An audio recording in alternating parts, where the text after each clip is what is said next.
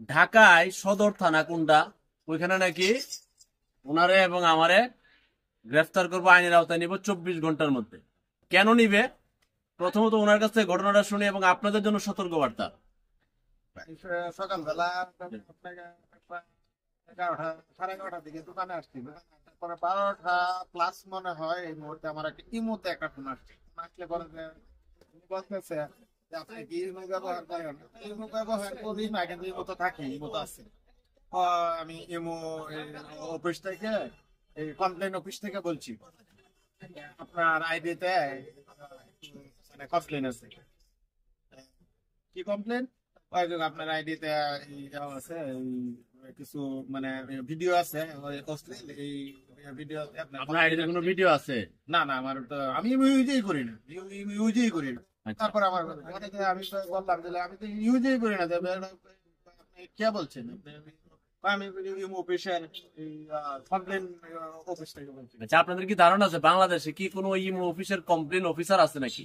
হ্যাঁ, আচ্ছা, বলেন, থাকলে কমেন্ট করেন। পরে আমি তার মানে ধমক দেওয়ার পরে আমি ফাইজলামি করেন না, এত সময় নাই কথা বলার নেই, ভাবতাম তো এগুলো নিয়ে ফাইজলামি করেন, ব্ল্যাকমেল করার চেষ্টা করেন নাই। তো আমার এখানে কয়েকটা ছবি পাঠাইছি, আবার হ্যাঁ আপনি ভয়েস মেল পাঠাইছি।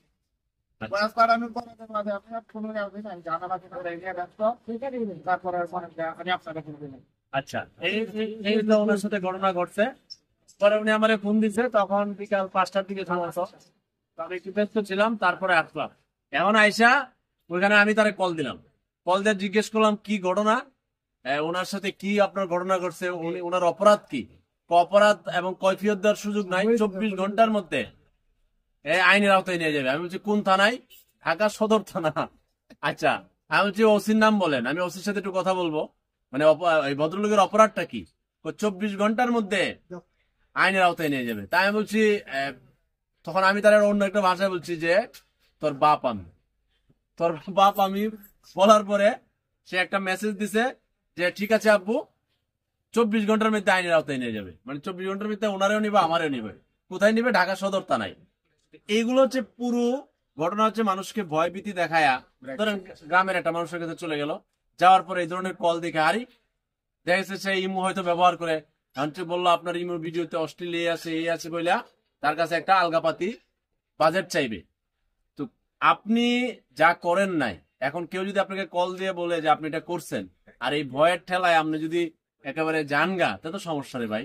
উনি দুর্দান্ত প্রতাপশালী, প্রতাপশালী বলতে সাহস, এটা কেউ দৌড়া না।